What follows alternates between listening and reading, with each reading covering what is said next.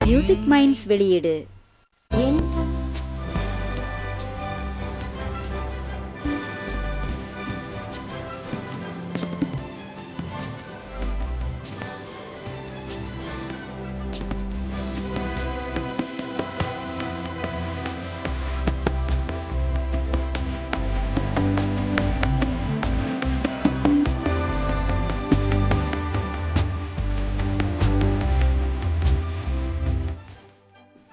ख्वाबों की नाई उड़ते जाएंगे, सामर्थ्य पाकर साक्षी बनेंगे।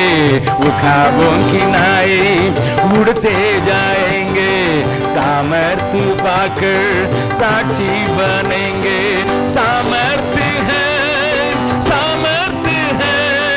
स्वर्गीय सामर्थ्य, सामर्थ्य है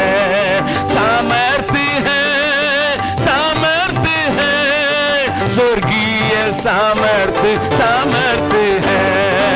ख्वाबों की नाई उड़ते जाएंगे, सामर्थ्य पाकर साक्षी बनेंगे। ख्वाबों की नाई उड़ते जाएंगे, सामर्थ्य पाकर साक्षी बनेंगे। तेरी जवानी ख्वाब की तरह नहीं हो जाती है, हो जाती है। तेरी जवानी ख्वाब की नाई नहीं हो जाती है, हो जाती है। ख्वाबों की नाई उड़ते जाएंगे, सामर्थ्य पाकर साक्षी बनेंगे।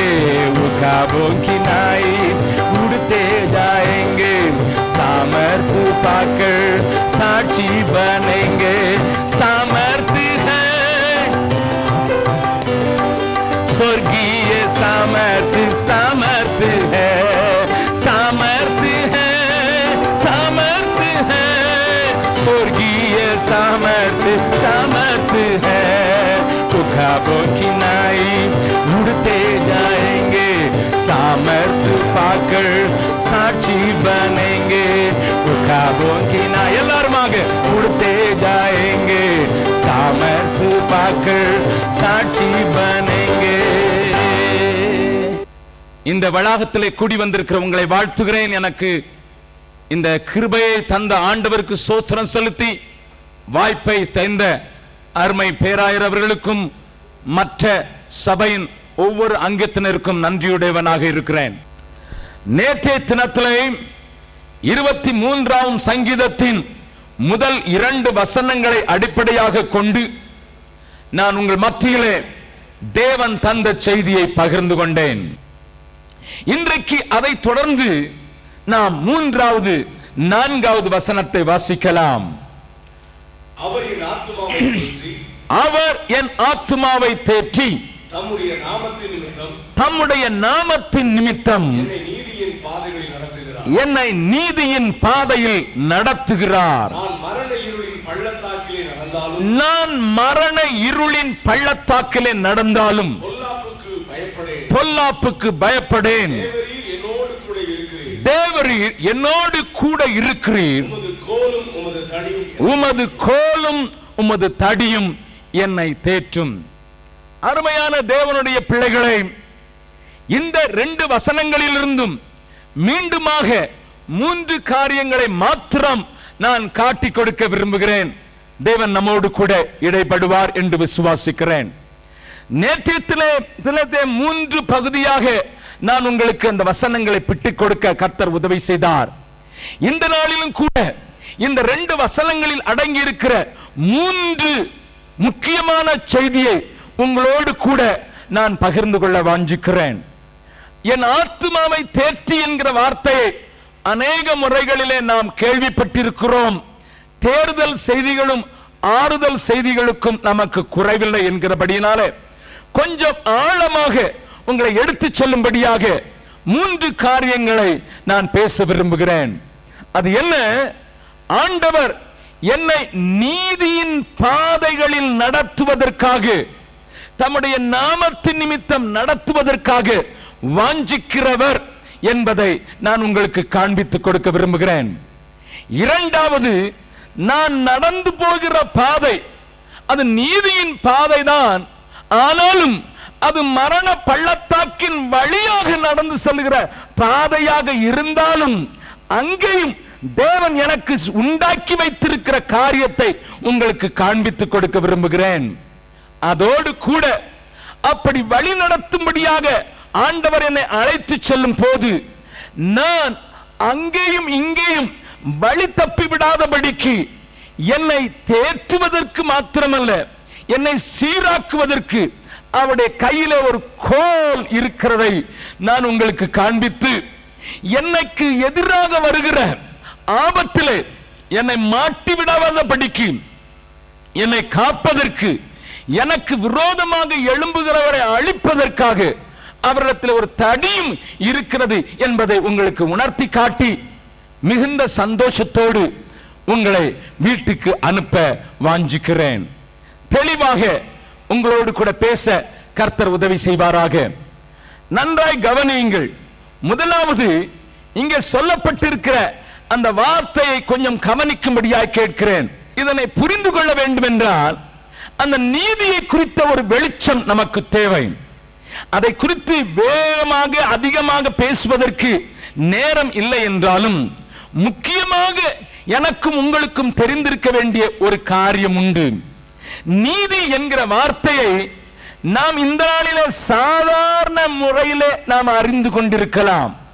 சாதாரணமாக உலகத்திலே பயன்படுத்துகிற விதத்தில் அதை நாம் புரிந்து கொண்டிருந்தோம் என்றால் ஆண்டவர் நமக்கு என்ன சொல்ல வருகிறார் என்பதை நாம் புரிந்து கொள்ள முடியாதவர்களாக மாறிவிடுவோம். ஆங்கிலத்தில் அது ரைச்சஸ்னஸ் என்று சொல்லப்பட்டிருக்கிறது. நீதி என்கிற அந்த காரியம், ரைச்சஸ்னஸ் என்று சொல்லப்படுகிற காரியம் என்ன என்பதையும் அதை நீங்களும் நானும் செய்யக்கூடாதவர்களாக மாற்றப்பட்டிருக்கிற பலவீனர்கள் என்பதை உணர்த்திவிட்டு அதை நிறைவேற்றுவதற்கு அவர் தம்முடைய நாமத்தின் நிமித்தம் எனக்கு என்ன செய்திருக்கிறார் என்பதை பார்த்தோம் என்றால் தான் இந்த வசனத்தினுடைய வெளிச்சம் நம்மை உற்சாகப்படுத்த முடியும். நான் ஒரு காரியத்தை உங்களுக்கு காண்பித்துக் கொடுக்க விரும்புகிறேன். என்னோடு கூட சேர்ந்து திருப்புங்கள். மத்தேயு எழுதின சுவிசேஷம் 5வது அதிகாரத்திலே இயேசு பேசும்போது ஒரு காரியத்தை சொல்லுவதை நீங்கள் பார்க்கலாம். 20வது வசனத்திலே வாசிக்கலாம். மத்தேயு எழுதின சுவிசேஷம் 5வது அதிகாரம் 20வது வசனத்திலே அங்கே சொல்லப்பட்டிருக்கிற காரியத்தை பார்க்கலாம். வேதபாரகர் பரிசேயர் என்பவருடைய நீதியிலும் உங்கள் நீதி அதிகமாய் இராவிட்டால் பரலோக ராஜ்யத்தில் பிரவேசிக்க மாட்டீர்கள் என்று உங்களுக்கு சொல்லுகிறேன். நன்றாய் கவனியுங்கள். இந்த வசனங்களை ஆண்டவர் சொன்னதை நாம் அதிகமாக தியானிப்பது இல்லை என்பதை நான் அறிவேன். நமக்கு பிடித்தமானவைகளை மாத்திரம் நாம் எடுத்துக்கொள்கிறவர்கள் தான் என்றாலும் இந்த வசனத்தை கொஞ்சம் புரியும்படியாக அதற்கு முந்தின வசனத்தையும் நீங்கள் கொஞ்சம் கவனிக்கும்படியாக கேட்கிறேன். 19வது வசனம். ஆகையால் இந்த தேவன் கொடுத்த கற்பனைகள் எல்லாவற்றையும் சிறிதானவைகளை ஒன்றையாயிலும் மீறி அவ்விதமாய் மனுஷருக்கு போதிக்கிறவன் பரலோக ராஜ்யத்தில் எல்லாரிலும் சிறியவன் எண்ணப்படுவான். இவைகளை கை கொண்டு போதிக்கிறவனோ பரலோக ராஜ்யத்தில் பெரியவன் எண்ணப்படுவான் என்று சொல்லுகிறார். கொஞ்சம் கவனியுங்கள். You can preach, you can teach this by leaving some truth.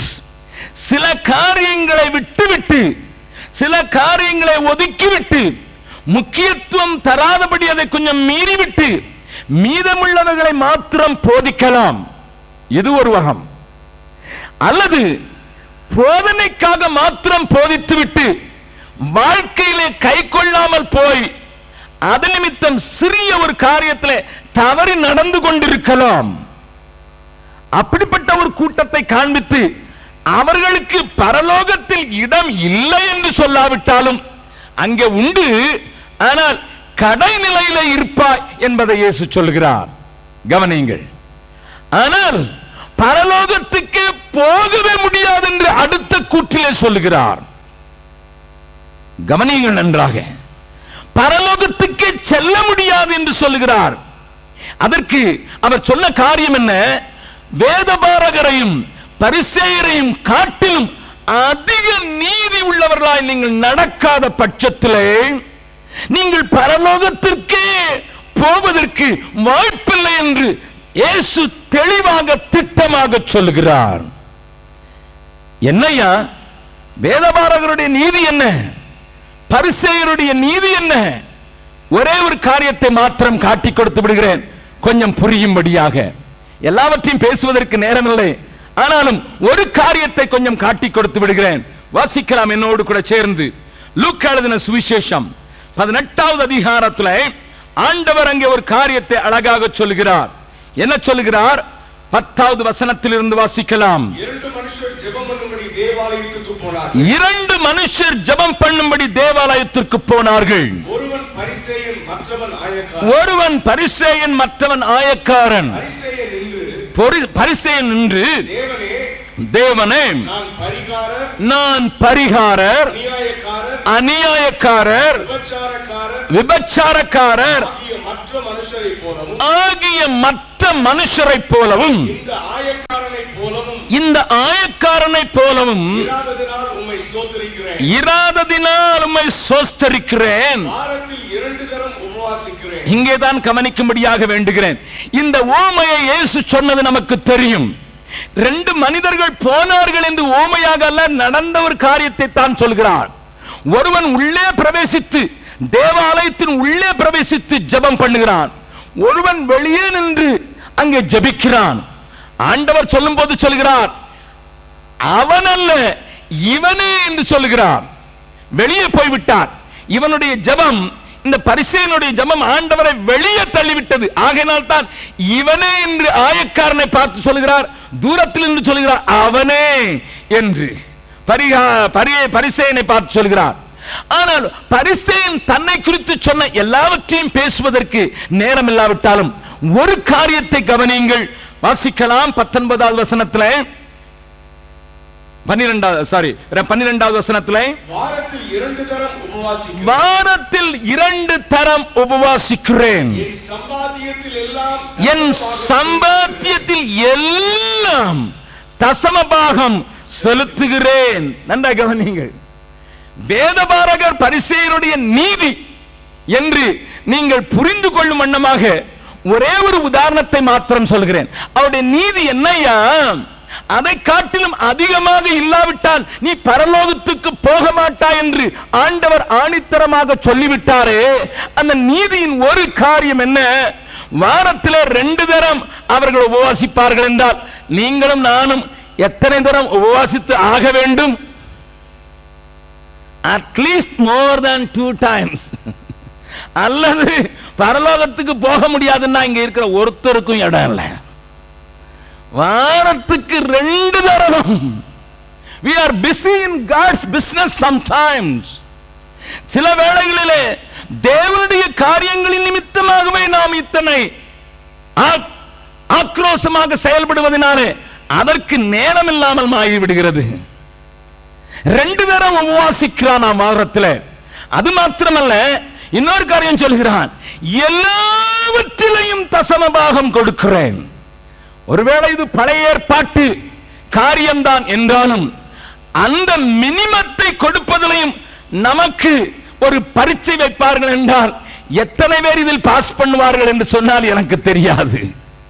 எல்லாவற்றிலும், அது பொருளிலே, விளைச்சலிலே, வருமானத்திலே, எல்லாவற்றிலும், நேரத்திலே, எல்லாவற்றிலையும் தசமபாகம் செலுத்துகிறேன் என்று சொல்கிறார்.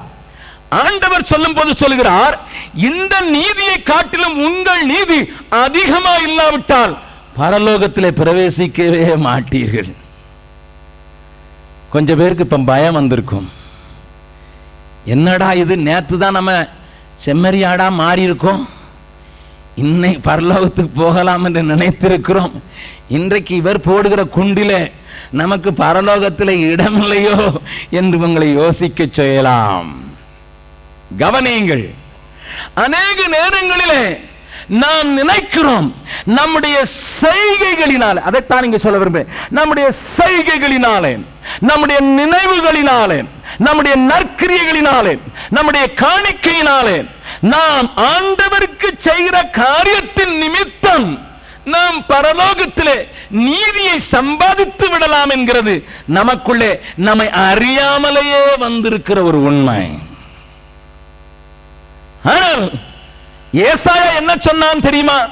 தெரிந்த வசனமானாலும் வாசிக்கலாம். ஏசாயா தீர்க்கதரிசியின் புஸ்தகம் 64வது அதிகாரத்தில் ஏசாயா தீர்க்கதரிசி சொல்லுகிற அந்த காரியத்தை பார்க்கலாம். 6வது வசனத்தை வாசிக்கலாம். நாங்கள் அனைவரும் தீட்டானவர்களைப் போல இருக்கிறோம். எங்களுடைய நீதிகள் எல்லாம், நன்றாக கவனிங்கள், இட் இஸ் நாட் அநீதி. ஐயா, அநீதி அன்ரைச்சஸ்னஸ் அல்ல, எங்களுடைய அநீதிகள் அல்ல, எங்களுடைய நீதிகள் எல்லாம் அழுக்கான கந்தை போல இருக்கிறது. போதும், கவனிங்கள். நான் நீதி என்று நினைத்துக் கொண்டிருக்கிறேனே, நான் நியாயம் என்று நினைத்துக் கொண்டிருக்கிறேனே, நான் தேவனுக்கு முன்பதாக நீதிமானாய் காட்சியளிப்பதற்கு என்னுடைய செய்கைகளை கொண்டு அளந்து கொண்டிருக்கிறேனே, அவைகளும் அழுக்கான கந்தையை போல் இருக்கிறதாம். என்ன சொல்ல விரும்புகிறார் ஆண்டவர்? என்ன சொல்ல விரும்புகிறார்? கவனியுங்கள். நீங்கள் நன்மை செய்கிறேன் என்று சொல்லுகிறீர்களே, அவைகளில் கூட கொஞ்சம் தவறு நடந்து விடுகிறது. ஆகையால் தான் சங்கீதக்காரன் சொல்கிறான், நன்மை செய்கிறவன் ஒருவனாயிலும் இல்லையே. நான் விளையாட்டாக ஒரு கதையை சொல்லுவது வழக்கம். அதை மறுபடியும் சொன்னால் உங்களுக்கு விளங்கும் என்பதற்காக அந்த கதையை சொல்கிறேன். ஒரு குக்கிராமம் இருந்தது. அந்த கிராமத்துக்கு ஒரே ஒரு ட்ரெயின் போகும். சாயங்காலம் திரும்பி அது அந்த வழியாக சென்றுவிடும். இந்த ட்ரெயின் கிராம பகுதிகளில் ஓடிக்கொண்டிருந்தபடினாலே காலையிலே அது போகும் பட்டணத்தை நோக்கி, சாயங்காலத்தில் திரும்ப அதை கடந்து இன்னொரு பட்டணத்திற்கு போகும். இந்த கிராமவாசிகளுக்கு அதை விட்டால் வேற வழி இல்லை என்கிற நிலையிலே இருந்தது. ஆகையினாலே அவர்கள் அதை நம்பித்தான் அதை சுற்றுமுட்டாரம் இருக்கிற கிராமத்தினவர்கள் அதிலே பிரயாணம் பண்ணுவார்கள். ஒரு நாளிலே ட்ரெயின் வந்தது. 2 பேர் ட்ரெயினை பிடிக்க வேண்டும் என்று ஓட்டமாய் ஓடி வந்தார்கள். ஒருவன் பருமனான உடலை கொண்டவன், இன்னொருவன் மெல்லியான உடலை கொண்டவன். மெலிவான உடலை கொண்டவன் 2 கையிலையும் பையை வைத்துக் கொண்டு அவனும் ஓடி வருகிறான். இந்த பருமனான ஆள் அவனுக்கு பின்னதாக ஓடி வருகிறார். ஆனால் அவர்கள் வருவதை டிரைவரோ கார்டோ பார்க்கவில்லை. ஆகையினாலே கார்டு கிரீன் சிக்னல் காட்டிவிட்டார். டிரைவர் விசில் கொடுத்து வண்டியை எடுத்து விட்டார். இவர்கள் வேகமாக அதை பிடிக்க ஓடி வந்தார்கள், மிகவும் வேகமாக. இன்ஜினுக்கு கார்டு வண்டிக்கு பின்னதாக இன்னும் 2 கம்பார்ட்மெண்ட் மாட்டப்பட்டிருக்கிறது, 2 பெட்டிகள் மாட்டப்பட்டிருக்கிறது. கடைசி பெட்டியின் கடைசி வாசலிலே ஒரு பெரிய பயில்வான் ஒருவன் நின்று கொண்டிருக்கிறார். அவர் இந்த மனிதர்களுக்காக பரிதாபப்படுகிறார். ஐயோ, இவர்களுக்கு ட்ரெயின் கிடைக்காவிட்டால் என்ன நடக்கும் என்று. இதற்குள் அந்த ட்ரெயின் புறப்படவும் அதற்கு வேகமாக ஓடி வந்து சேர்கிறான் அந்த மெலிந்த மனிதன். கையில பைகளோடு கூட வந்திருக்கிறான். அவனும் இந்த ட்ரெயினோடு கூட ஓடுகிறான். இதை பார்த்து பரிதாபப்பட்ட அந்த பயில்வான் உடனடியாக தன்னுடைய உயிரையும் பாராமல் அவனை ஒரே பிடியாக பிடித்து ட்ரெயினுக்குள் போட்டு விட்டார். ட்ரெயின் வேகமாக போய்விட்டது. பெரிதான ஆள் கீழே விடப்பட்டு விட்டார். இந்த மெலிவான ஆள் அங்கே ஏறி திரு திரு என்று முழிக்கிறார். அப்பொழுது பயில்வான் கேட்டார், ஏண்டா, நீ சரியான கிராமத்து வாசி, என் உயிரை அற்பமா நினைச்சு நான் உன்னை இவ்வளவு கஷ்டமா தூக்கி உள்ள போட்டிருக்கும் போது ஒரு நன்றிங்கிற ஒரு வார்த்தை உனக்கு தெரியாதா, சொல்லக்கூடாதா? அவன் சொன்னான், ஐயா, நான் எப்படி ஐயா நன்றி சொல்லுவேன்? போக வேண்டிய ஆள் அவர் ஐயா, நான் வழி அனுப்ப வந்த ஆளுதான். நான் வழி அனுப்ப வந்த ஆளுதான் ஐயா. அவர் எப்படியாயிலும் ஏறி விடுவார். அவர் கையில இந்த பொட்டலங்களை கொடுத்து விடலாம் என்றுதான் ஐயா நான் வந்தேன். நீரோ என்னை மூளை வேலை செய்வதற்கு முன்னதாக என்னை பிடித்து ட்ரெயினில் போட்டு விட்டீர். இப்பொழுது எப்படி திரும்ப வருவது என்று யோசிக்கிறேன். சில வேளைகளில் நன்மை செய்கிறோம் என்று நினைத்துத்தான் தீமை செய்து விடுவோம் அல்லவா? நாம் நீதி செய்கிறவர்கள் என்று நினைத்தே நாம் நம்மையே தீட்டுப்படுத்திக் கொள்வோம். How many times it happened in your life? How many times it happened in your life? வேதத்தில் சொல்லப்பட்டிருக்கிறது, தாவீது அரசனான உடனே யோனத்தானுடைய ஒரு சின்ன குமாரனை தாவீது ஒருவேளை கொன்று விடுவான் என்கிற ஒரு கற்பனை உலகத்திலே வாழ்ந்து விட்டவனுடைய தாதி மேவிபோஸ் என்கிற அந்த குழந்தையை, ஆரோக்கியமான குழந்தையை தூக்கி கொண்டு ஓடினாள். அவளிலே ஒரு தவறான எண்ணம் இருந்தது. தாவீது அரசனாகிவிட்டான், சவுலின் குடும்பத்தை வேறறுத்து விடுவான். ஏனென்றால் தாவீது உயிரோடு இருந்த போது, சவுல் உயிரோடு இருந்த போது தாவீதை காணவே விடவில்லை, அதற்கு பழி தீர்த்து விடுவான் என்று நினைத்த அந்த தாதி அந்த மேய்போஸ் என்கிற சிறு குழந்தை எடுத்து ஓடினாள்.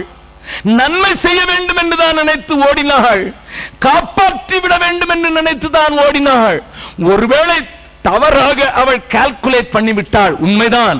ஆனால் காப்பாற்ற விட வேண்டும், வருகிற மரண தண்டனைக்கு இந்த பிள்ளையை ஒப்புக் கொடுத்து விடக் கூடாது என்றுதான் அவள் ஓடினாள்.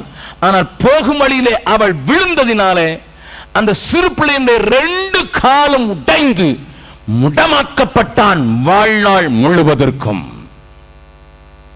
இது நமக்கு வேதம் காண்பித்துக் கொடுக்கிற ஒரு படம். தேவ பிள்ளையே, எண்ணும் நன்மை ஏதும் என்னிலே இல்லையே, எண்ணும் நன்மை ஏதும் என்னிலே இல்லையே, பின்ன என்னே சித்தீர் என்ன என் பொன்னாதா கல்வாரியே, கல்வாரியே கல்மனம் முறுக்கிடும் கல்வாரியே, கல்மனம் முறுக்கிடும் கல்வாரியே, இவ்வித அன்பை நான் எங்குமே காணேனே, இவ்வித அன்பை நான் எங்குமே காணேனே, எவ்விதம் இதற்கீடு ஏழை நான் செய்குவேன் கல்வாரியே, கல்வாரியே கல்மனம் முறுக்கிடும் கல்வாரியே, கல்மனம் முறுக்கிடும் கல்வாரியே. நான் அடிக்கடி தனியாக உட்கார்ந்து பாடுகிற சில பாடல்களிலே இந்த பாடல் ஒரு பாடல். எண்ணும் நன்மை ஏதும் என்னிலே இல்லையே ராஜா, எண்ணி பார்க்கக்கூடியதான நன்மை எதுவும் இல்லையே, நீதியை நான் செய்கிறேன் என்று நினைத்தாலே தவறு செய்துவிட முடியுமே, என்னுடைய காரியங்களிலே அத்தனை விவேகம் இல்லையே, என்னையும் நீ நேசித்தீரோ என்று தேவ சமூகத்திலே சிலுவை அடியிலே நின்று அநேக நேரங்களிலே ஏக்கத்தோடு கூட நான் பாடியிருக்கிறேன். தேவனுடைய பிள்ளைகளை, அநேக நேரங்களிலே நீங்களும் நானும் நாம் செய்து முடித்திருக்கிற காரியங்களை பார்த்து நமக்கே சபாஷ் போட்டுக் கொள்வது உண்டு. அநேக நேரங்களிலே நம்முடைய கையை பார்த்து, அன்றைக்கு யோபு சொன்னது போல என் கையை பார்த்து நான் முத்திக் கொண்டது உண்டானால் தேவன் நியாயம் தீர்ப்பாராக என்று சொல்கிறான். வாசிக்கலாம் யோபுவின் புஸ்தகத்திலே. அவன் யோபு சொல்கிற ஒரு காரியத்தை நீங்கள் தெளிவாக புரிந்து கொண்டால் அவன் எத்தனை கவனமாயிருக்கிறான் என்று சொல்ல வேண்டும். வாசிக்கலாம் 31வது அதிகாரம் 24வது வசனத்திலிருந்து 28வது வசனம் வரை வாசிக்க போகிறோம். நான் பொன்னின் மேல் என் நம்பிக்கையை வைத்து தங்கத்தை பார்த்து நீ என் ஆதரவு என்று நான் சொன்னதும் என் ஆஸ்தி பெரியது என்றும் என் கைக்கு மிகுதியும் கிடைத்ததென்றும் நான் மகிழ்ந்ததும் சூரியன் பிரகாசிக்கும் போதும் அல்லது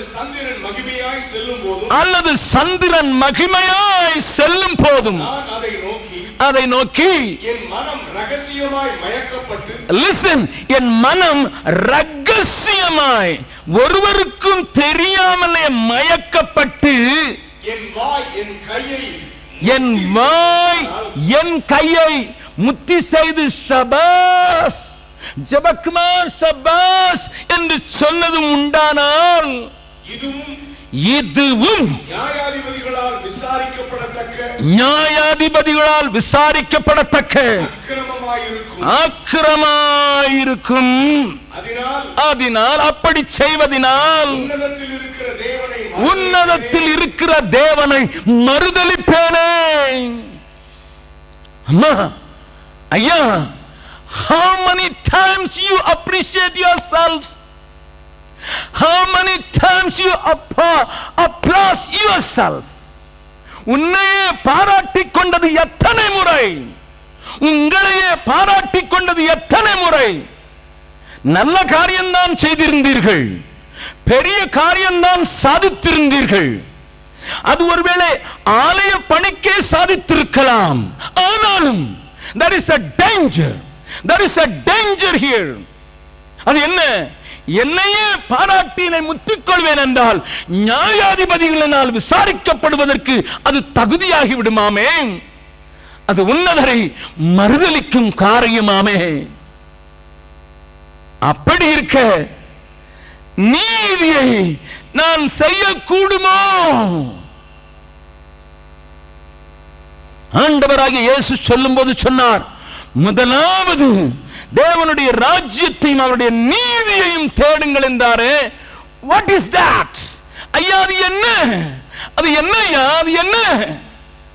How many times we preach on righteousness? எத்தனை நேரம் நீதியை பிரசங்கித்திருக்கிறோம். நோவாவை குறித்து சொல்லப்பட்டிருக்கிற ஒரு காரியத்தை காண்பித்துக் கொடுக்கிறேன். திருப்புங்கள் 2 பேதுரு 2வது அதிகாரம் 5வது வசனம். 2 பேதுருவின் புஸ்தகம் 2வது அதிகாரம் 5வது வசனத்தை வாசிக்கலாம். பூர்வ உலகத்தையும் தப்பவிடாமல்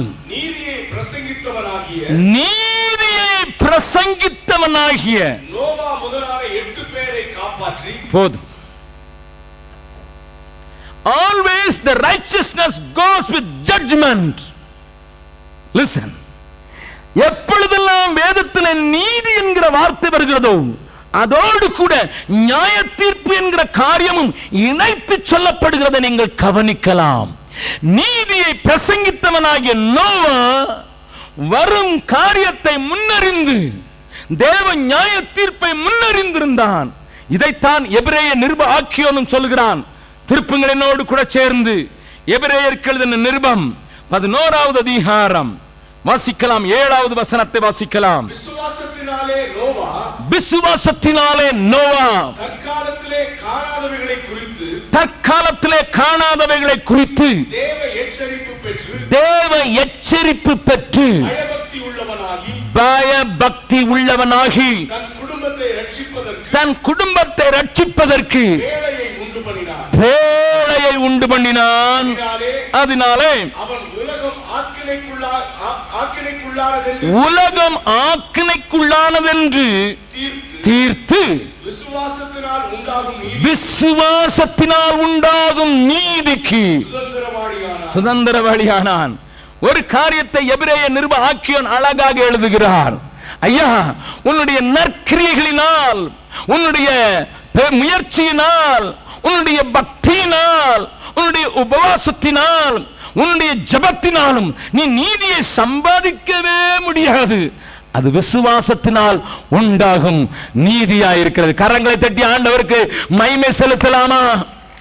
If God set the standard like the Old Testament saints, none of us will be righteous.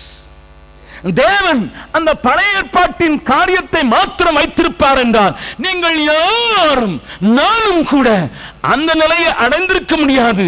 ஏனென்றால் இது பரிசுத்தமான கைகள், இது பரிசுத்தமான கால்கள். ஆடு மாடு யானை போனால் கூட புல் வாடி போகாது. ஆனால் பரிசுத்தவான்களாகிய நீங்களும் நானும் நடந்து போனால் 2 நாள்ல வழி உண்டாகிவிடும். அவ்வளவு பரிசுத்தமான கால்கள் நமக்கு. கரண்டி போட்டு எடுத்தால் ஊறுகாய் 1 மாதம் அல்ல 1 வருடமும் ஓடும். கை போட்டு எடுத்தாலும் அத்தனை பரிசுத்தமான கரங்கள் உடனடியே பூசணம் போத்து போகும். அவ்வளவு பரிசுத்தவான்கள் நாம். Where from the righteousness will come? எங்க இருந்த ஐயா இது வரும்? எப்படி வரும்? இது விசுவாசத்தினால் உண்டாகிற நீதியே அல்லாமல் வேற எதிலையும் வராது. இந்த நீதி நியாயத்தீர்ப்போடு கூட இணைக்கப்பட்டிருக்கிறது. இதைத்தான் சங்கீதக்காரன் புரிந்து கொண்டவனாக ஒன்று சொல்லுகிறான். என்ன சொல்லுகிறான்? ஆண்டவரே, என் நிமித்தம் இது உண்டாக போகிறதில்லை, இது உம்முடைய நாமத்தின் நிமித்தமே உண்டாக. கரங்களை உயர்த்தி ஆண்டவருக்கு அல்லேலூயா சொல்லலாமா? ஹல்லேலூயா, ஹல்லேலூயா, ஹல்லேலூயா.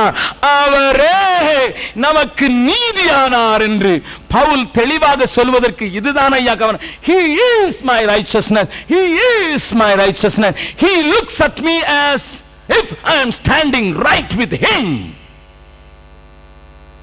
அதனால் தான் சொல்கிறோம், கிறிஸ்துவுக்குள் நீங்கள் இருக்கும் போது அவரே நீதியாகி விட்டபடினால உங்களுக்கும் எனக்கும் ஹல்லேலூயா, ஹல்லேலூயா, அந்த நீதி உரிமை உள்ளதாக இருக்கிறது. கர்த்தருடைய பரிசுத்த நாமத்துக்கு ஸ்தோத்திரம் உண்டாவதாக.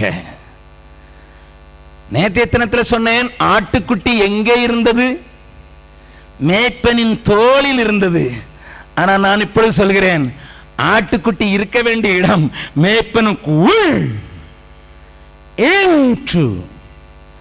ஆண்டவருக்குள், கிறிஸ்து இயேசுவுக்குள். அம்மா, ஐயா, எத்தனை பெரிய பாக்கியத்திற்கு தேவன் உங்களையும் என்னையும் அழைத்திருக்கிறார். உம்முடைய நீதியின் பாதைகளிலே என்னை நடத்துவதற்கு ஆண்டவரே உம்முடைய நாமமே, கர்த்தர் நாமம் என் புகலிடமே, கருத்தோடு துதித்திடுவேன். எல்லாரும் பாடலாமா? கர்த்தர் நாமம் என் புகலிடமே, கருத்தோடு துதித்திடுவேன். யெகோவா ஈரே, எல்லாமே பார்த்து கொள்வீர். யெகோவா எல்லாமே பார்த்து கொள்வீர். கலங்கலப்பா நாங்க கலங்கலப்பா, கலங்கலப்பா நாங்க கலங்கலப்பா. கர்த்தர் நாமம் என் புகலிடமே, கருத்தோடு துதித்திடுவேன். கர்த்தர் நாமம் என் புகலிடமே, கருத்தோடு துதித்திடுவேன். யெகோவா சம்மா கூடவே இருக்கின்றீர். யெகோவா சம்மா கூடவே இருக்கின்றீர். சோத்திரமே அப்பா, சோத்திரமே, சோத்திரமே அப்பா, சோத்திரமே. கர்த்தர் நாமம் என் புகலிடமே, கருத்தோடு துதித்திடுவேன். கர்த்தர் நாமம் என் புகலிடமே, கருத்தோடு துதித்திடுவேன். நன்றாய் கவனியுங்கள். இந்த நீதியின் பாதையை குறித்து கொஞ்சம் வேதம் சொல்லுகிறதை காண்பித்து கொடுத்து விடுகிறேன். நீதியின் பாதை என்று சொன்ன உடனேயே அநேகருக்கு தெரிவதெல்லாம் பெரிய செழிப்பு, எல்லாம் வசதி வாய்ப்பு எல்லாம் இருந்ததா நீதியின் பாதை. We are mesmerized by the recent prosperity theory. இப்படியாக நாம் பழக்கப்படுத்தி பெற்று விட்டோம். வேதம் சொல்கிறதை பார்க்கலாம், வாசிக்கலாம். நீதிமொழிகள் 12வது அதிகாரத்தின் கடைசி வசனத்தை வாசிக்கலாம். நீதிமொழிகள் 12வது அதிகாரத்தின் கடைசி வசனம். நீதியின் பாதையில் ஜீவன் உண்டு, அந்த பாதையில் மரணம் இல்லை. In another translation it says there is no failure. மரணம் என்கிற வார்த்தைக்கு அவர்கள் சொல்லி இருக்கிற அந்த மொழிபெயர்ப்பு எனக்கு மிகவும் பிடித்திருந்தது. நீதியின் பாதையில் ஜீவன் உண்டு, அங்கே தோல்வி இல்லை. ஹல்லேலூயா. There is no failure sir. நீதியாய் நடந்தவர்களுக்கு தோல்வி இல்லை ஐயா, தோல்வி இல்லை. அங்கே ஜீவ பாதையாக்கும். அது நீதியின் பாதை என்பதை இன்னொரு விதத்தில் நான் சொல்ல வேண்டும் என்றால் அது ஜீவனுக்கு நேராக என்னை எடுத்து செல்கிற பாதை. கர்த்தர் நாமம் எனக்கு புகலிடம், கர்த்தர் நாமம் பலத்த துர்கம். நீதிமான் அதற்குள் ஓடி சுகமாயிருப்பான்.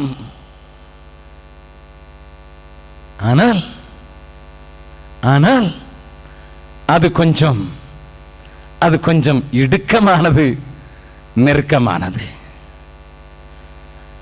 போலந்து தேசத்தில் நடந்த ஒரு சம்பவம் எனக்கு ஞாபகத்துக்கு வருகிறது. போலந்து தேசத்தில் கம்யூனிஸ்டம் தீவிரமாக பரவுகிற நேரத்தில் கம்யூனிஸ்ட் அதிகாரிகளினாலே கைது செய்யப்பட்டார் ஒரு கம்யூனிஸ்ட் தலைவரே. கவனிங்கள். He was in the second place. அவர் போலந்து கம்யூனிஸ்ட் பார்ட்டியிலே 2வது இடத்தை வைத்திருந்தார். அவருக்கு செல்வாக்கு பெருக ஆரம்பித்தது. அவரை நேசிக்கிறவர்கள், அவரை பின்பற்றுகிறவர்கள் பெருக ஆரம்பித்ததை கண்ட கட்சியின் மேலிடம் இவன் மேலே ஒரு பழியை சுமத்தி கைது செய்து சிறைச்சாலையிலே, எப்படியும் தப்பிக்க கூடாத சிறைச்சாலையிலே அவனை அடைத்து போட்டு விட்டார்கள். நடந்த காரியத்தை சொல்கிறேன். அப்பொழுது அவன் யோசித்தான், நான் என்னுடைய உயிரை கொடுத்து சேவித்த கம்யூனிஸ்டமே எனக்கு எதிராகிவிட்டது. எந்த தலைவர்களுக்காக உயிரை கொடுத்தேனோ அவர்களே என்னை கொல்ல வலை தேடுகிறார்கள். என்ன செய்வது என்று அந்த 4க்கு 4 அடி நீளம் 4 அடி அகலம் இருக்கிற அந்த அறையிலே காவல் செய்யப்பட்டிருந்த அந்த மனிதர் யோசிக்க ஆரம்பித்தார். வேறு வழி இல்லை, எங்கேயும் திரும்ப முடியாது. ஆகையினாலே அநேக காரியங்களை சிந்தித்துக் கொண்டிருக்கும் போது அவனுடைய சின்ன வயதிலே அவனுடைய பாட்டியம்மா சொல்லிக் கொடுத்த மோசையின் கதை ஞாபகத்துக்கு வந்தது. மோசையின் கதை ஞாபகத்துக்கு வந்தவுடனே அந்த மனிதன் யோசித்தான், God delivers, தேவன் விடுதலை செய்கிறவர் என்று என் பாட்டியம்மா சொன்னார்கள். மோசே என்கிறவனை எழுப்பி 32 லட்சம் பேரை எகிப்தின் காணவாசலில் இருந்து ஆண்டவர் விடுதலையாக்கினார் என்கிற அந்த வார்த்தைகள் அவனிலே தொனிக்க ஆரம்பித்தது. Repeatedly he said, God delivers, God delivers, God delivers. தேவன் இல்லை என்று சொல்லிக் கொண்டிருந்த மனிதன் இப்பொழுது தேவன் உண்டு என்று நம்ப ஆரம்பித்தான். அந்த நேரத்தில் அவருக்கு ஒரு எண்ணம் வந்தது. யாரும் பிரசங்கிக்கவில்லை, என்றைக்கோ பாட்டியம்மா சொன்ன கதை தான் அவருக்கு ஞாபகம் வந்தது. அந்த நேரத்தில் அவர் யோசித்து பார்த்தார், if that God is alive, let him help me. அந்த நேரத்தில் அங்கே ஒன்று நடந்தது, ஒரு அற்புதம் நடந்தது. அந்த சிறை, அடைக்கப்பட்டிருந்த சிறையில திடீரென்று எங்கே இருந்து சூரிய ஒளி உள்ளே வருவதை அவர் பார்த்தார். இதுவரை இருட்டாக இருந்த அந்த அறையில வெளிச்சம் எங்கே இருந்தது என்று அவர் பார்த்தபோது மேலே 2 கற்கள் பெயர்க்கப்பட்டிருந்தது. யார் பெயர்த்தது, எப்படி பெயர்த்தது என்று அவருக்கு விளங்கவில்லை. அதை உபயோகப்படுத்தி அவர் ஜெயிலை விட்டு வெளியே தப்பி ஓட ஆரம்பித்தார். கவனியுங்கள், கவனியுங்கள். கொலைக்கு நியமிக்கப்பட்டிருந்த ஒரு தலைவன் ஓடுகிற வேளையிலே ஜெயில் அதிகாரிகளுக்கு தெரிந்துவிட்டது இவர் தப்பு விடுகிறார் என்று. ஆகினாலே 4 வெறி நாய்களை அவர்கள் சிறையிலே வைத்திருந்தார்கள். Alsatian dogs. அவைகளை எடுத்துக்கொண்டு அவர் தூரத்தில் ஓடுவதை கண்டு பின்னதாக விரட்ட ஆரம்பித்தார்கள். நடந்த உண்மையை அப்படியே சொல்லுகிறேன். தூரத்தில் அவர் ஓடுகிறது தெரிகிறது. இந்த அதிகாரிகள் இந்த வெறி நாய்களை பிடித்துக்கொண்டு அவர்கள் விரட்டினார்கள்.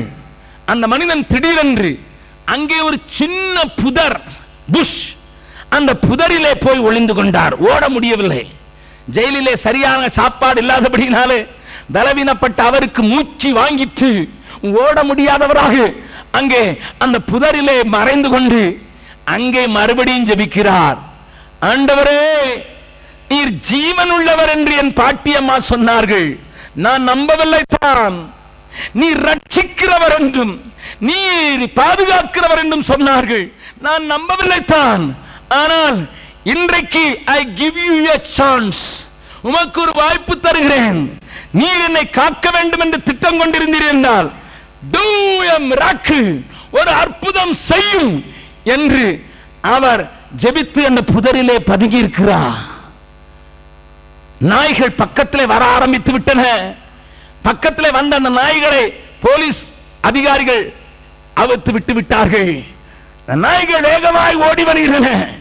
இவருடைய இருதயம் பகீர் பகீர் பகீர் என்று அடிக்கிறது. அந்த நேரத்தில் ஒரு அற்புதம் நடந்தது. 2 முயல் குட்டிகள் அங்கே ஒரு புதருக்குள் இருந்து தப்பித்து ஓட ஆரம்பித்தது. 2 குட்டி தப்பித்து ஓட வேண்டிய 4 நாயும் அதை துரத்த ஆரம்பித்து விட்டது. நாயை பிடிக்க வேண்டும் என்று போலீசாரர் போனதுனால இந்த புதரில் மறைந்திருந்த மனிதன் தப்பித்து விட்டான். ஹல்லேலூயா. ஆண்டவருக்கு 1000 காரியங்கள் தெரியும், எப்படி ஆயிலும் தப்பி வைக்க வேண்டும் என்று.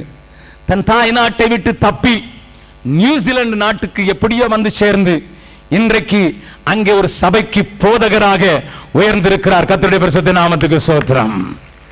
கர்த்தருடைய நாமம் பலத்த துருகம், நீதிமான் அதற்குள் ஓடி தப்பித்துக் கொள்கிறான். அதைத்தான் என் ஆண்டவர் என் மேல் தன்னை ஊற்றி என்னை தனக்குள்ளாக வைத்து என்னை பொதிந்து விட்டதினால சங்கீதக்காரன் தீர்க்க தரிசனமாக முன்னறிவாக உம்முடைய நாமத்தின் நிமித்தம் என்னை நீதியின் பாதைகளில் நடத்துகிறீர். Shall I ask a question? ஐயா, கிறிஸ்துவோடு நடக்கிறீர்களா அல்லது கிறிஸ்துவுக்குள் நடக்கிறீர்களா? That is a very important question. Are you just with Christ, working for Christ, or are you in Christ? இதைத்தான் இயேசு சொல்லும்போது சொன்னார், வேத பாரகரின் பரிசேயரின் நீதியிலும் அதிகமான நீதி இல்லாவிட்டால் பரலோகத்தில் பிரவேசிக்க மாட்டீர்கள். இந்த கன்வென்ஷனுடைய முழு நோக்கம் என்ன? நீங்கள் கிறிஸ்துவுக்குள் வாழ்ந்து விட வேண்டும் என்று, கிறிஸ்துவுக்குள் இருக்கிற அனைத்தையும் பெற்றுக்கொள்ள வேண்டும் என்று. ஆகையினால் தான் இயேசு ஞானஸ்நானம் எடுக்க வருகிறார். யோவான் சொல்லுகிறான், ஐயோ இது எனக்கு நடக்கக்கூடாது, நான் உமக்கு தரேன். இயேசு என்ன சொன்னார் தெரியுமா? இப்படி எல்லா நீதியை நிறைவேற்றி. ஞானஸ்நானத்தில் என்ன நடக்கிறது? நான் கிறிஸ்துவுக்கு உள்ளாக நான் அடக்கம் பண்ணப்பட்டு இனி நான் அல்ல அவரே என்று அறிக்கையிடுகிறேன். தேவ ஜனங்களே, இந்த மாலை வேளையில இந்த நீதி உங்களுக்கு கிடைப்பதாக, இந்த நீதி உங்களை பரலோகம் கொண்டு போய் சேர்ப்பதாக, இந்த நீதி அதற்குள் வாழ வாழ வாழ அது ஒரு பெரிய ஆச்சரியமான காரியமாய் நடந்து உங்களை பெரிதான இடத்திலே கொண்டு போய் சேர்ப்பதாக. என்னுடைய வாழ்க்கையிலே பல கொலைகளை செய்த கயவர்களை நான் சந்தித்திருக்கிறேன். 28 பேரை 26 பேரை கொன்று குவித்தவர்களை நான் கண்டிருக்கிறேன். என்னோடு கூட பீகாருக்கு வந்தால் சிலரை நான் உங்களுக்கு அறிமுகப்படுத்தவும் முடியும். சட்டம் கொலையாளி என்று சொல்லும், சமுதாயம் கொலையாளி என்று சொல்லும். உலகம் கொலையாளி என்று சொல்லும். ஏன் சில நேரங்களில் சபையே கொலையாளி என்று சொல்லும். ஆனால் அந்த மனிதனுக்கு இந்த சுவிசேஷத்தை சொல்லி அவன் கிறிஸ்துவுக்குள்ளாக வந்தபோது அவன் நீதிமானாக மாறிவிடுகிறான். அல்லேலூயா. அவனுடைய வாழ்க்கையில ஒரு பெரிய திருப்பம்.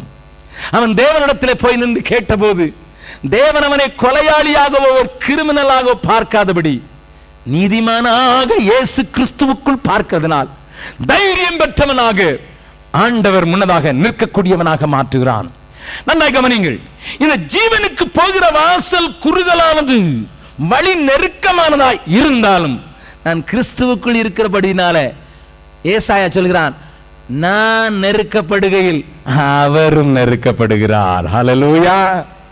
Whenever I am suffering, ஆகையினால் தான் சபை துன்பப்படுத்தப்பட்ட போது, சபையை சவுலும் அவனை சேர்ந்தவர்களும் துன்பப்படுத்தின போது சவுலை சந்திக்க வந்த ஆண்டவர் அவனை பார்த்து சொல்கிறார்,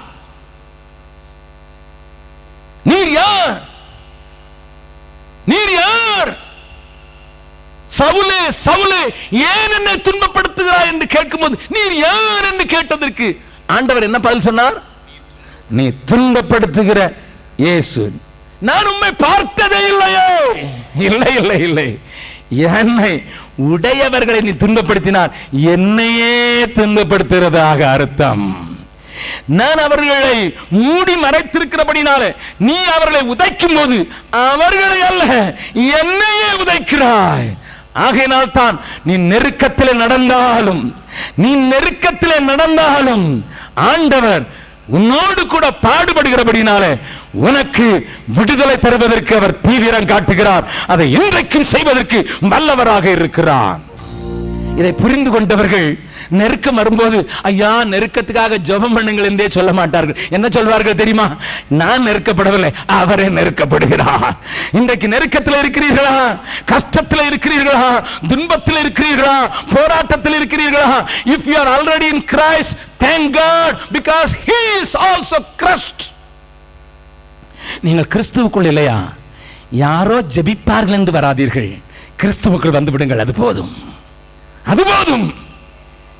எனக்கு 2வது மகன், நான் எடுத்து வளர்க்கிற பிள்ளை. அவனை ஆற்றிலே தூக்கி போடப்பனார்கள் 4 மாதம் இருக்கும்போது. இன்றைக்கு அவன் 19 வயது நிரம்பிய நல்ல தொடகாத்திரமான அழகான வாலிபன். அவன் சிறு பையனாக இருக்கும்போது அவனுக்கு 7 வயது இருக்கும். திடீரென்று ஒரு நாள் ஓடி வந்தான், டாடி டாடி அண்ணன் இயேசு கிறிஸ்துவை அடிச்சுட்டான் டாடி. எனக்கு விளங்கவே இல்லை. இயேசு கிறிஸ்துவை குத்திட்டான் டாடி. என்னடா இது? இயேசு கிறிஸ்துவ அண்ணன் குத்திட்டானா? அவனுக்கு முன்னால என்னுடைய மூத்த மகன் இவனை நெஞ்சிலே குத்தி விட்டான். நான் என்ன என்று கேட்டாலும் இயேசு இங்கதானா டேடி இருக்கிறாரு, இயேசுவை குத்திட்டான் டேடி. என்ன குத்துனான்னு சொல்லவே இல்லை. That is a right understanding, even though it's an understanding of a child. அது ஒரு சிறு பிள்ளையினுடைய காரியமாக இருந்தாலும் அது தேவனுடைய வெளிப்பாடு என்றே சொல்லுவேன். பாடுபடுகிறீர்களா? நெருக்கப்படுகிறீர்களா? உங்களுக்கு விரோதமாக பேசப்படுகிறதா? நிந்தை சுமக்கிறீர்களா? அவமானம் அடைகிறீர்களா? அடிக்கப்படுகிறீர்களா? நொறுக்கப்படுகிறீர்களா? ஆண்டவருக்கு ஸ்தோத்திரம் சொல்லுங்கள். It is not me, you take care of yourself God. நீ பார்த்துக்கொள்ளும், நீங்க பார்த்துக்கொள்ளுங்கப்பா, நீங்க பார்த்துக்கொள்ளுங்கன்னு சொல்லுங்க. ஆட்டோமேட்டிக்கா அவர் பார்த்துக்கிடுவாரு. அந்த சவுலையும் பவுலாக்கி விடுவா. கவனிங்க, அங்கே இதை சொல்லிவிட்டுத்தான் சங்கீதக்காரன் என்ன சொல்கிறான்? நோ நோ, இப்பொழுது மரண இருளின் பள்ளத்தாக்கில் நடந்தாலும் பொல்லாப்புக்கு பயப்பட எனக்கு என்னையா பயம்? மரணம் பள்ளத்தாக்கில் போறது நீர். மரண பள்ளத்தாக்கின் வழியாய் என்ன நடத்தி செல்கிறீரோ, இட் இஸ் யூ. அது நீரே நீரே. ஆகினால எனக்கு பயமே இல்லாம போச்சுது. கரங்களை உயர்த்தி ஆண்டவருக்கு ஒரு பெரிய alleluia chorus. Hallelujah. I don't fear death. ஊழியங்களிலே அநேக முறைகள் மிரட்டல் கடிதங்கள் வரும். சில நேரங்களில் எனக்கு போன் கால் வரும். நான் வீட்டில் இருக்காத போது திடீரென்று போன் கால் வரும். என்னுடைய மனைவிதான் எடுப்பாள். உன்னுடைய வீட்டுக்காரர் என்றைக்கு வருகிறார் சொல். அவள் சொல்வார், இன்னும் 2 நாளில் வருவாள். வரும்போது அவரை கிடத்துல சொல்லு, அவரை நீ உயிரோடு பார்க்க போகிறதில்லை, அவருடைய தலையை வாங்கி விடுவோம். அவள் வைத்து விடுவாள். மறுபடி போன் கால் வரும், அவரை இத்தனை லட்சம் ரூபாய் தர சொல், அப்பொழுதுதான் அவர் இங்கு இருக்க முடியும். மறுபடியும் வைத்து விடுவாள். 3வது முறை வரும்போது அவள் சொல்வாள், அவரை வச்சு நீங்க சமாளிக்க முடிஞ்சா அவரை கூட்டிட்டு போங்க. I have got 5 beautiful children, good children. 5 பிள்ளைகள் இருக்கிறார்கள், எனக்கு நல்ல மனைவி இருக்கிறார். But she never bothered. கொள்ளக்காரங்களா தீவிரவாதிகளா கூட்டிட்டு போய் அவங்க அவளை சமாளிச்சுக்கிட்டீங்கன்னா தெரிந்தான். ஏனென்றால் மரண இருளின் பள்ளத்தாக்கில் நடந்தாலும் பொல்லாப்புக்கு பயப்படேன், தேவரீர் என்னோடு கூட இருக்கிறீர். இது ஏன் வந்தது? கிறிஸ்துவுக்குள் வந்ததினால் அவரே நெருக்கப்படுகிறார், அவரே இருட்டின் பாதையில் நடக்கிறார், அவர் எனக்கு வெளிச்சமா இருக்கிறபடியால் எனக்கு அந்த கவலை என்னுடையதில்லை. ஏனென்றால் மரணத்தை உத்தரித்ததின் நிமித்தம். மரணமே உன் கூர் எங்கே? பாதாளமே உன் ஜெயம் எங்கே? எங்கேயா எங்கே? I can challenge death today. அம்மா ஐயா, கிறிஸ்துவுக்குள் வாழ்கிறவர்களுக்கு மரணத்தை குறித்து பயம் தேவையில்லை, அர்த்தமும் இல்லை. ஆதி திருச்சபையை பாருங்கள். அனனியாவும் சப்பீராவுடைய காரியம் உங்களுக்கு தெரியும். அப்போஸ்தலர் நடவடிக்கைகளிலே 5வது அதிகாரத்திலே அனனியா பரிசுத்த ஆவியிடத்தில் பொய் சொன்ன போது அங்கே விழுந்து ஜீவனை விட்டான். அவனை புதைக்கிறதற்கு வாலிபர்கள் எடுத்துக்கொண்டு போனார்கள். வேதம் சொல்கிறது, இதனை அறியாமல் சப்பீராள் உள்ளே வருகிறார். என்ன அர்த்தம்? செத்து போன ஆதி சபையில இவங்க செத்து போனாங்கன்னு பொஞ்சாதிக்கு கூட சொல்லி விடுறதில்லை. ஹலோ ஹலோ, செத்து போனான்னு கூட பெஞ்சாதிக்கு கூட சொல்லி விடுறதில்லை. ஏன்னா அவங்களுக்கு மரணத்தை குறித்து ஒரு பயமே இல்லை. They never bothered about death. நம்ம அமெரிக்காவில் இருக்கிற பையன் வந்து பார்த்து அப்பான்னு விழுந்து அழுது அவன் கரைஞ்ச பிறகுதான் அதை கொண்டு போய் புதைப்போம். 3 நாள் ஆனால் என்ன, 7 நாள் ஆளான எங்கேயோ ஒன்ன மிஸ் பண்ணிட்டோம். கவனிங்கள், கவனிங்கள் ஐயா, கவனிங்கள். உண்மையாய் ஆண்டவருக்குள் வாழ படித்துக் கொண்ட அந்த ஆட்டுக்குட்டிக்கு தாவீது ஒரு சிங்கத்தின் வாயிலிருந்து ஆட்டுக்குட்டியை பறிச்சு எடுத்துட்டு தோள்ல போட்டு வந்த கதையை என் குட்டி மகா சொல்லுவா. நீங்க எப்படி கேட்டீங்கன்னா சொல்லுவா. என்ன சொல்லுவா தெரியுமா? Daddy daddy, David was a great shepherd. பெரிய மேய்ப்பன். ஒரு நாள் சிங்கம் வந்து அந்த ஆட்டுக்குட்டியை கவிட்டு ஓடியே போச்சுது பாருங்க. பின்னால போய் அதனுடைய முடியை பிடிச்சு இழுத்து வாயை கிழிச்சு ஆட்டுக்குட்டியை எடுத்து தோளில போட்டுட்டு வந்தா, அப்போ பின்னால ஒரு ஓநாய் வந்துச்சு. அந்த ஓநாயை பார்த்து ஆட்டுக்குட்டி சொல்லிச்சு, இப்ப வாண்டா பார்க்கலாம், இப்ப வாடா பார்க்கலாம். இது கற்பனை தான் என்றாலும் அர்த்தம் உண்டு. தேவஜனமே, நீ அவரின் தோளின் மேல இருக்கிறது மாத்திரமல்ல, அவரால் மூடப்பட்டிருக்கிறபடியினாலே. நான் சிறு வயதில் எனக்கு VBSல சொல்லிக் கொடுத்தார்கள், சிங்கம் புலி கரடி ஓநாய் சேர்ந்து வந்தாலும் பங்கமில்லை பயமும் இல்லை துங்கனேசுவி. சிங்கம் புலி கரடி ஓநாய் சேர்ந்து வந்தாலும் பங்கமும் இல்லை பயமும் இல்லை. ஏனென்றால் மரணத்தை ஜெயித்திருக்கிறார். ஹல்லேலூயா, ஹல்லேலூயா. தைரியப்படுங்கள். போராட்டத்தை கண்டு தைரியப்படுங்கள். குறைவுகள் நெருக்கங்கள் வரும்போது எதிர்த்து நில்லுங்கள். அவமானங்கள் வரும்போது என்னை அல்ல ஆண்டவரே உண்மை என்று சொல்லுங்கள். மரணமே வந்தாலும் அது என்னை அசைப்பதில்லை. ஆகையினால் தான் சங்கீதக்காரன் பவுல் சொல்லும்போது சொல்கிறான், மரணமானாலும் கிறிஸ்துவின் அன்பை விட்டு நம்மை பிரிப்பவன் யார்? What a declaration, what a declaration, what a declaration. கவனியுங்கள் அருமையானவர்களே, இன்றைக்கு ஒருவேளை மரணம் உங்களை பயமுறுத்தி கொண்டிருக்கிறதோ, அல்லது வீட்டிலே நடக்கிற காரியங்கள் உங்களை பயமுறுத்தி உங்களை பயத்தோடு கூட இங்கே கொண்டு வந்து ஏதாயிலும் எங்களுக்கு இந்த பிரசங்கியார் வாயிலிருந்து வராதோ என்று நினைவோடு கூட வந்து உங்களை உட்கார வைத்திருக்கிறதோ, கிறிஸ்துவுக்குள் உங்களை நான் தைரியப்படுத்துகிறேன். ஏனென்றால் என் வேதம் சொல்கிற வார்த்தையை வாசியுங்கள். வெளிப்படுத்தின விசேஷம் 1வது அதிகாரம் 18வது வசனம். வெளிப்படுத்தின விசேஷம் 1வது அதிகாரம் 18வது வசனம். இருக்கிறவரும் இருந்தவரும் வருகிறவருமாகிய சர்வவல்லமையுள்ள கர்த்தர், நான் அல்பாவும் ஒமேகாவும் ஆதியும் அந்தமுமாய் இருக்கிறேன் என்று திருவுளப்பட்டுகிறார். 18வது வசனம். மரித்தேன் ஆனாலும் இதோ சதா காலங்களிலும் உயிரோடு இருக்கிறேன். ஆமென். நான் மரணத்திற்கும் பாதாளத்துக்கும் உரிய திறவுகோலை உடையவராயிருக்கிறேன். I have the authority over death. That is Jesus. இன்னொரு வசனத்தை வாசிக்கலாம். எபிரேயர்களின் நிருபம் 2வது அதிகாரம் 15வது வசனம். எபிரேயர் ஜீவ காலம் எல்லாம் மரண பயத்தினாலே அடிமைத்தனத்திற்கு உள்ளானவர்கள் யாவரையும் விடுதலை பண்ணும்படிக்கு அப்படியானா. ஐயா, இயேசு உங்களுக்காக ஜீவனை ஊற்றிவிட்டபடியினாலே இந்த லந்து காலங்களிலே அதை தியானிக்க தியானிக்க தியானிக்க எனக்குள் தைரியம், எனக்குள் ஒரு உற்சாகம், எனக்குள் இருந்த பயம் அனைத்தும் அழிந்து போய் ஜீவ காலம் எல்லாம் மரண பயத்தில் இருக்கிற நான் விடுதலையாக்கப்பட்டிருக்கிறேன். அவர் என்னை மரண பள்ளத்தாக்கில் நடத்தினாலும் பொல்லாப்புக்கு பயப்படேன்.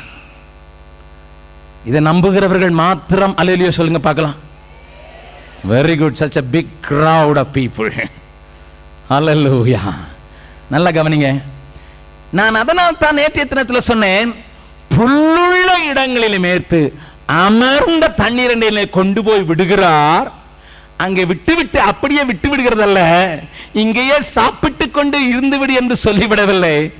மரண இருளின் பள்ளத்தாக்கில் நடந்தாலும் நான் பயப்படேன் என்று சொல்லுவதற்கு காரணம், என்னை இன்னமும் நீதியின் பாதைகளில் எல்லாம் நடத்தி செல்கிறார். He not only take me to safety, but he leads me on. என்னை பாதுகாப்பான ஒரு இடத்துல கொண்டு வந்து விட்டது மாத்திரமல்ல, என்னை வழி நடத்தும் வல்ல ஆண்டவர். நல்லா கவனிங்க. நான் சொன்னேன், ஜீவனுக்கு போகிற வாசல் நெருக்கமானது, வழி நெருக்கமானது என்று வேதம் சொல்லுகிறதை காண்பித்தேன். அது மரண வழி வழியாக போக வேண்டியது இருக்கலாம் என்று சொன்னேன்.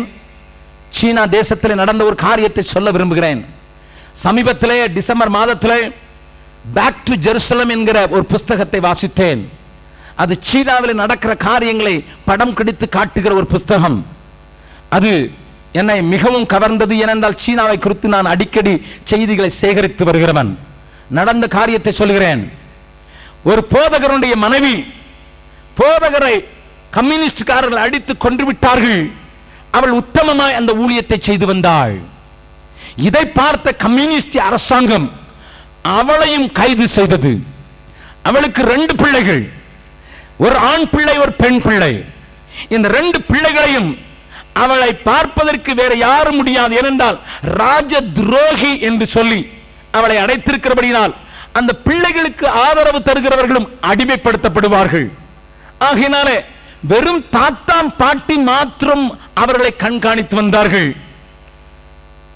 அந்த ஊழியக்காரனை மனைவி சிறைக்குள் போன அந்த வருடத்தில் 6வது மாதத்தில் அதிர்ச்சி தாங்காமல் அந்த தாத்தாவும் பாட்டியும் ஒரே நாளில் மரித்து போனார்கள். பிள்ளைகள் அனாதையாக்கப்பட்டார்கள். சாப்பிடுவதற்கு ஒன்றுமில்லை. பையனுக்கு 11 வயது, பெண்ணுக்கு 9 வயது.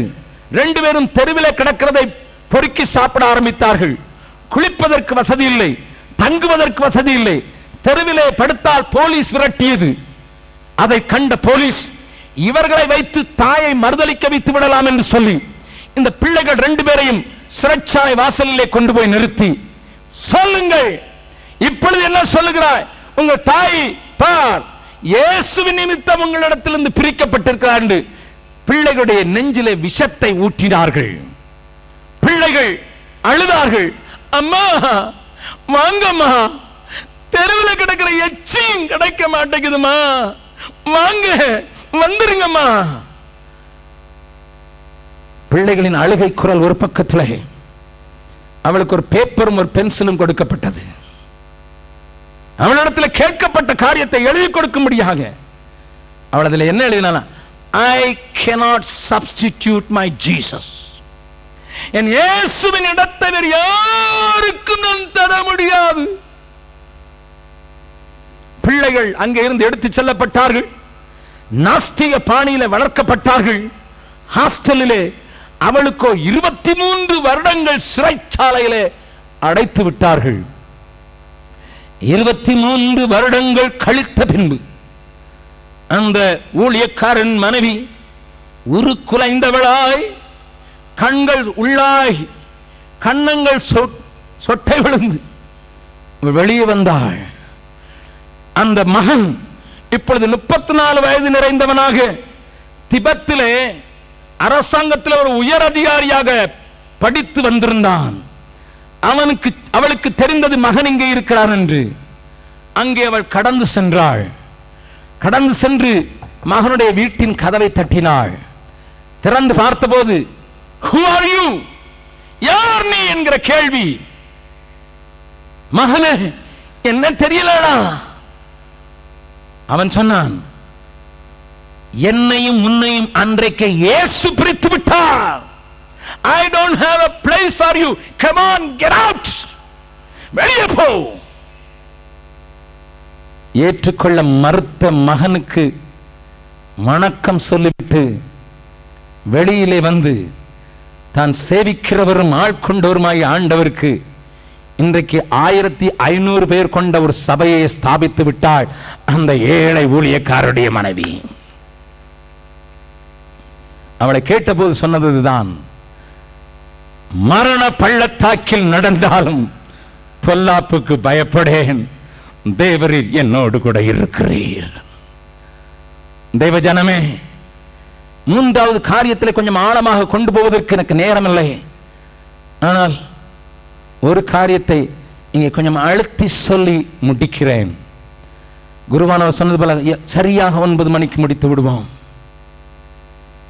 இந்த நேரத்தில் ஜீவகாலமெல்லாம் பயத்தினால ஆட்கொள்ளப்பட்டவர்களாக, எப்பொழுதாவது இயேசுவின் கையை பிடித்து வாழ்ந்ததினால பாதுகாப்பற்ற நிலையிலே நீ வாழ்ந்து, எப்பொழுதாவது அவருக்கு பின் சென்றதினால உனக்குள்ளேயே ஒரு தத்தளிப்பு வந்து நெருக்கத்தோடு கூட இருப்பாய் என்றால், there's only one place which is so safe, that is in Jesus Christ. இயேசுவுக்குள் வருகிற நீதி மாத்திரமே உன்னை பத்திரமாய் பரலோகம் கொண்டு போய் சேர்க்கும். அதன் வழி நெருக்கம்தான், அதன் வழி குறுகல் தான், அந்த வழியில் போராட்டம் உண்டுதான், அந்த வழியிலே வியாதிகள் வரலாம், அந்த வழியிலே பிரயோஜனமான பிரச்சனைகள் வரலாம், அது மரண இருளையே கொண்டு வந்து நிறுத்தலாம். ஆனாலும் நீ தைரியமாக சொல்ல முடியும், நான் பயப்பட மாட்டேன், பொல்லாப்பு எனக்கு நேரிடாது என்று சொல்லி தைரியமாக சொல்ல முடியும் என்கிற அந்த பெரிய பாதுகாப்பை நீங்கள் அனைவரும் அனுபவிக்க வேண்டும் என்று என் நெஞ்சார விரும்புகிறேன், வாஞ்சிக்கிறேன், ஜெபிக்கிறேன். ஒரு மாயையை பின்பற்றி போக ஆரம்பித்து விட்டது சபை. யாராயிலும் ஜெபித்து இந்த பாதுகாப்பை எனக்கு தந்துவிட மாட்டார்களா என்று நினைக்கிறது. என் பிள்ளைகளுக்கு பாதுகாப்பை யாரையாயிலும் கொண்டு ஜெபித்து நான் வாங்கிவிட மாட்டேன் என்று பரிதாபமாக ஏங்கி நிற்கிறது.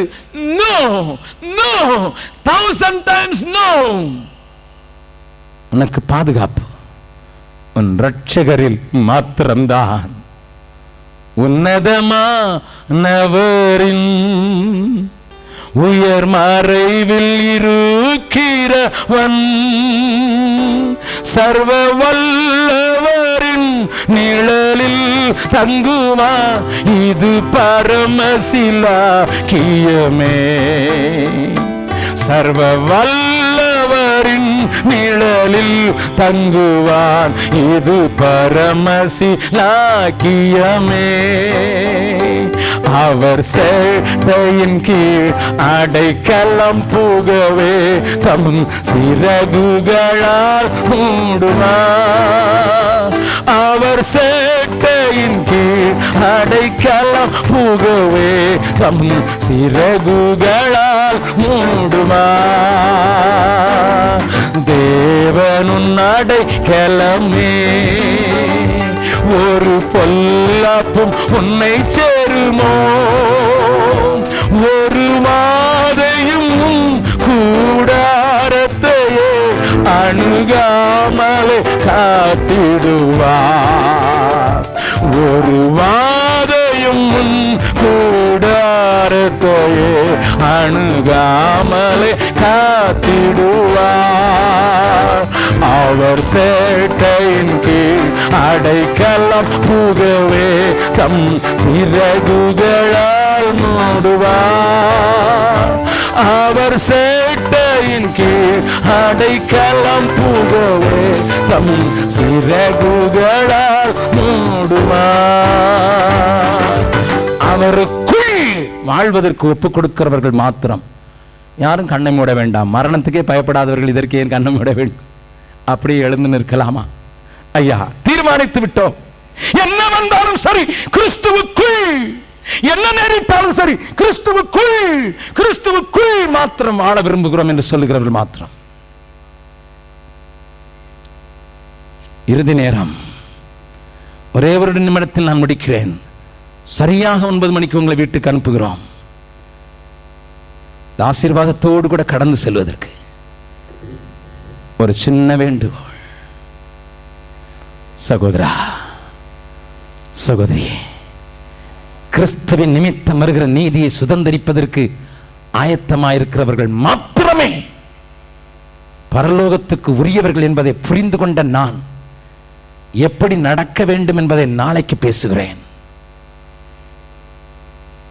கண்களை மூடி அதே பாடலுடைய கவியில சிங்கத்தின் மேலும் நடந்து வலு சர்ப்பத்தையும் மிதிப்பா என்று சத்துருவின் மேல் ஜெயம் பெற்றவர்களாக இங்கிருந்து கடந்து செல்ல தேவ ஆவியானுடைய வல்லமை இங்கே ஊற்றப்படுகிறதை பார்க்கிறேன். அந்த பாடல் எல்லாரும் கரங்களை தட்டி பாடின பின்பு நம்ம ஜெபத்திலே, இறுதி ஜெபத்திலே வழி நடத்துவார்கள். சிங்கத்தின் மேலும் நடந்து வலு சர்ப்பத்தையும் மிதிப்பார்.